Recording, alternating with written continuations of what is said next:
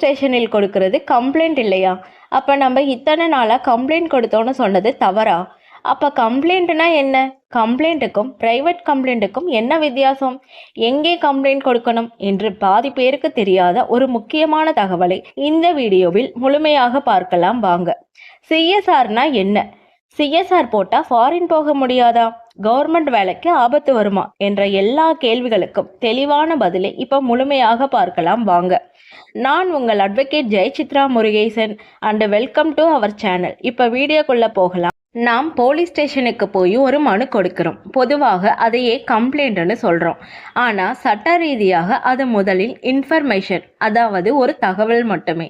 ஒரு நபர் தன்னிடம் நடந்த குற்றம் அல்லது பிரச்சனையை பற்றி காவல்துறைக்கு அதிகாரப்பூர்வமாக தெரிவிப்பது. அது எழுத்து மூலமாகவும் இருக்கலாம், வாய்மொழி மூலமாகவும் இருக்கலாம், ஆன்லைன் மூலமாகவும் இருக்கலாம். முக்கியம், தகவல் கொடுத்தவுடன் பெற்றதற்கான சிஎஸ்ஆர் எண் வாங்க வேண்டும். இதுதான் உங்கள் முதல் சட்ட பாதுகாப்பு. அந்த குற்றம் கைது செய்யக்கூடிய குற்றமாக இருந்தால் பிஎன்எஸ்எஸ் செக்ஷன் 173 படி எஃப்ஐஆர் பதிவு செய்ய வேண்டும். இதையே கட்டாயப்படுத்தியது லலிதா குமாரி வர்சஸ் கவர்மெண்ட் ஆஃப் உத்தரப்பிரதேஷ் தீர்ப்பு. காக்னிசபிள் அஃபென்ஸாக இருந்தால் எஃப்ஐஆர் பதிவு செய்வதை தவிர்க்க முடியாது. ஆனால் குற்றம் நான் காக்னிசபிள் என்றால் உடனே எஃப்ஐஆர் பதிவு செய்ய முடியாது. அப்போது சிஎஸ்ஆர் பதிவு எண் தருவார்கள். இது பாரதிய நாகரிக சுரக்ஷா சங்கீதா செக்ஷன் 174க்கு உட்பட்ட நடைமுறை. சிஎஸ்ஆர் என்பது ஒரு அக்னாலஜ்மெண்ட், உங்கள் மனு பெறப்பட்டது என்ற பதிவு மட்டுமே. இது ஆரம்ப பதிவு, அதாவது இன்ஃபர்மேஷன் வந்ததை போலீஸ் ரிசீவ் பண்ணியிருக்காங்க, அதற்கு பதிவு எண் கொடுத்திருக்காங்க, அதுதான் சிஎஸ்ஆர். சிஎஸ்ஆர் என்பது அக்னாலஜ்மெண்ட் மட்டுமே தவிர அது எஃப்ஐஆர் இல்லை. சிஎஸ்ஆர் என்பது கிரிமினல் கேஸ் அல்ல. இது நீதிமன்ற வழக்கு இல்லை. உடனடி அரெஸ்ட் வராது. இது என்கொயரி ஆரம்ப நிலை மட்டும்தான். சிஎஸ்ஆர் போட்டதற்கு பிறகு போலீஸ் இரு தரப்பினரையும் அழைத்து பேசலாம், காம்ப்ரமைஸ் முயற்சி செய்யலாம், ஆரம்ப நிலையை ஆய்வு செய்யலாம். குற்றம் பெரியது என்று தெரிய வந்தால்தான் எஃப்ஐஆர் பதிவு செய்யப்படும். சிஎஸ்ஆர் போட்டாலே பல பேர் பேனிக் ஆகிடுவாங்க. என் மேலே சிஎஸ்ஆர் போட்டுட்டாங்க, இனிமே என்ன ஆகும்னு பயப்படுவாங்க. ஆனால் பயப்பட தேவையில்லை. சிஎஸ்ஆர் மட்டும் இருந்தால் உடனே கிரிமினல் ரெக்கார்ட் ஆகாது, பாஸ்போர்ட் கேன்சல் ஆகாது, ஃபாரின் டிராவலுக்கு தடை இருக்காது. ஏனெனில் இது எஃப்ஐஆர் அல்ல. கோர்ட்டு கேஸு தானாக ஆரம்பிக்காது. அது ஒரு இன்ஃபர்மேஷன் பதிவு மட்டுமே. இன்ஃபர்மேஷன், அதாவது தகவல் கொடுத்தவுடன் சிஎஸ்ஆர் வாங்குவது உங்கள் உரிமை. சிஎஸ்ஆர் போட்டாலே உங்கள் வாழ்க்கை நின்று விடாது. ஆனால் முக்கியம், சிஎஸ்ஆர் எஃப்ஐஆராக மாறி எஃப்ஐஆர் பதிவு செய்யப்பட்டிருக்கு, சார்ஜ் ஷீட் தாக்கல் செய்யப்பட்டிருக்கு, கோர்ட்டில் கேஸ் பெட்டிங் இருந்தால் சிச்சுவேஷன் வேற மாதிரி ஆகலாம், வெரிஃபிகேஷனில் சிக்கல் வரலாம், கன்வெக்ஷன் இருந்தால் அது இன்னும் பெரிய பாதிப்பு தரலாம். எனவே சட்டம் தெரிந்தால் பயம் இருக்காது, தைரியம் தானாகவே பாதுகாக்கும்.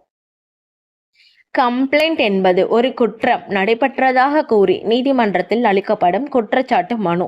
இதற்கான சட்ட வரையறை Bharatiya Nagarik Suraksha Sanhita section 2 subclause 1 subclause ஹச்சில் குறிப்பிடப்பட்டுள்ளது. காவல்துறை தாக்கல் செய்யும் சார்ஜ் ஷீட் அல்லது ஃபைனல் ரிப்போர்ட் கம்ப்ளைண்ட் அல்ல. பொதுமக்கள் அல்லது பாதிக்கப்பட்ட நபர் நீதிமன்றத்தில் அளிப்பதே கம்ப்ளைண்ட். சட்டத்தில் பிரைவேட் கம்ப்ளைண்ட் என்று தனியாக எந்த வரையறையும் இல்லை. கம்ப்ளைண்ட் என்ற ஒரே சொல்தான் உள்ளது. காவல்துறையை தாண்டி நேரடியாக மேஜிஸ்ட்ரேட் முன் தாக்கல் செய்யப்படுவதால் நடைமுறையில் அதை நாம் பிரைவேட் கம்ப்ளைண்ட் என்று அழைக்கின்றோம். எனவே கம்ப்ளைண்ட் மற்றும் பிரைவேட் கம்ப்ளைண்ட் இரண்டும் சட்ட ரீதியாக வேறுபட்டவை அல்ல, ஒரே நடைமுறைக்கு பயன்படுத்தப்படும் பெயர்கள் மட்டுமே. கம்ப்ளைண்ட் யார் யாரெல்லாம் கொடுக்கலாம் என்றால், குற்றத்தால் பாதிக்கப்பட்ட நபர், சம்பவத்தை நேரில் கண்டவர் அல்லது சட்டப்படி அனுமதி உள்ள பிரதிநிதி கொடுக்கலாம். அட்வொகேட் மூலம் கம்ப்ளைண்ட் கொடுக்கவும் முடியும். சில குறிப்பிட்ட குற்றங்களில் அரசு அனுமதி தேவையாக இருக்கலாம். கம்ப்ளைண்ட் சம்பவம் நடந்த இடத்தின் ஜூரிசெக்ஷனுக்கு உட்பட்ட ஜுடிஷியல் மேஜிஸ்ட்ரேட் அவர்களிடம் கொடுக்க வேண்டும். மனுவில் தேதி, இடம், நேரம், நடந்த நிகழ்வுகளை வரிசைப்படுத்தி எதிர்மனுதாரரின் முழு விவரம் பொருந்தும் வகையில் சட்ட பிரிவுகள், தெளிவான வேண்டுகோள் ஆகியவை இருக்க வேண்டும். ஒரு காக்னிசபிள் அஃபென்ஸ் என்றால் முதலில் போலீஸ் நிலையத்தில் புகார் அளிப்பது. சரியான நடைமுறை: எஃப்ஐஆர் பதிவு செய்யப்படவில்லை என்றால் மாவட்ட கண்காணிப்பாளர் எஸ்பி அவர்களிடம் புகார் அளிக்கலாம். இவற்றிற்கு பிறகும் நடவடிக்கை எடுக்கப்படவில்லை என்றால் மஜிஸ்ட்ரேட் முன் கம்ப்ளைண்ட் தாக்கல் செய்யலாம். எவிடன்ஸில் மிக முக்கியம் டாக்குமெண்ட் எவிடன்ஸ். இதில் ஒப்பந்த ரசீது, வங்கி பதிவு, மருத்துவ சான்றிதழ் போன்றவை பாதுகாப்பாக வைத்திருக்க வேண்டும். டிஜிட்டல் எவிடன்ஸில் WhatsApp chat, email, call recording, CCTV footage, video பதிவு போன்றவை. டிஜிட்டல் எவிடன்ஸ் சமர்ப்பிக்கும் போது அதில் முழு ஆதாரம் பாதுகாக்கப்பட்டிருக்க வேண்டும் மற்றும் தேவையான சான்றிதழ் இணைக்கப்பட வேண்டும். ஓரல் எவிடன்ஸில் சம்பவத்தை நேரில் பார்த்த சாட்சிகள் இருக்க வேண்டும். எவிடன்ஸ் சேகரிக்கும் போது ஒரிஜினல் ஆவணங்கள் பாதுகாப்பாக வைத்திருக்க வேண்டும். டிஜிட்டல் பதிவுகளை எடிட் செய்யக்கூடாது. ஸ்கிரீன்ஷாட் எடுக்கும் போது முழு உரையாடல் தெரியும் வகையில் எடுக்க வேண்டும். பாதி பதிவு, மாற்றப்பட்ட ஆவணம், பொய்யாக உருவாக்கப்பட்ட சாட்சி, செயற்கையாக உருவாக்கப்பட்ட ஆவணம் போன்றவை நீதிமன்றத்தில் சமர்ப்பிக்க கூடாது. அது சட்ட ரீதியாக பாதிப்பை ஏற்படுத்தும். புகார் தாக்கல் செய்யப்பட்ட பிறகு மஜிஸ்ட்ரேட் மனுதாரரை சத்திய பிரமாணத்தில் விசாரிப்பார். இந்த புகாரில் உண்மை தன்மை உள்ளதா என்று விசாரிப்பார். ஆரம்பத்திலேயே நம்பக்கூடியதாக இருந்தால் எதிர்மனுதாரருக்கு சம்மன்ஸ் அனுப்பப்படும். இல்லையெனில் கம்ப்ளைண்ட் நிராகரிக்கப்படும்.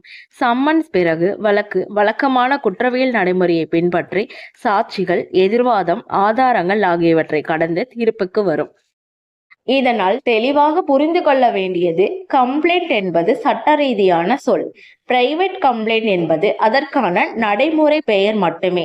உண்மை சம்பவம், தெளிவான விளக்கம், நம்பத்தகுந்த மற்றும் மாற்றமில்லாத எவிடன்ஸில் இருந்தால்தான் கம்ப்ளைண்ட் நிலைத்திருக்கும். சட்டத்தை தெரிந்து கொள்வது ஒரு உரிமை மட்டுமல்ல, அது ஒரு பாதுகாப்பும் கூட. உங்கள் உரிமைகளை அறிந்து கொள்ளுங்கள். அநியாயம் நடந்தால் சட்டப்படி எதிர்கொள்ளுங்கள். நன்றி, வணக்கம். இந்த வீடியோ உங்களுக்கு பயனுள்ளதாக இருந்தால் லைக் பண்ணுங்க, ஷேர் பண்ணுங்க, சப்ஸ்கிரைப் பண்ணுங்க. அப்படியே அந்த பெல் ஐக்கானையும் கிளிக் பண்ணுங்க. உங்கள் சந்தேகங்களை கமெண்ட் பகுதியில் பதிவிடுங்கள். நன்றி, வணக்கம். நான் உங்கள் அட்வொகேட் ஜெயசித்ரா முருகேசன். மீண்டும் மற்றொரு விழிப்புணர்வில் சந்திப்போம்.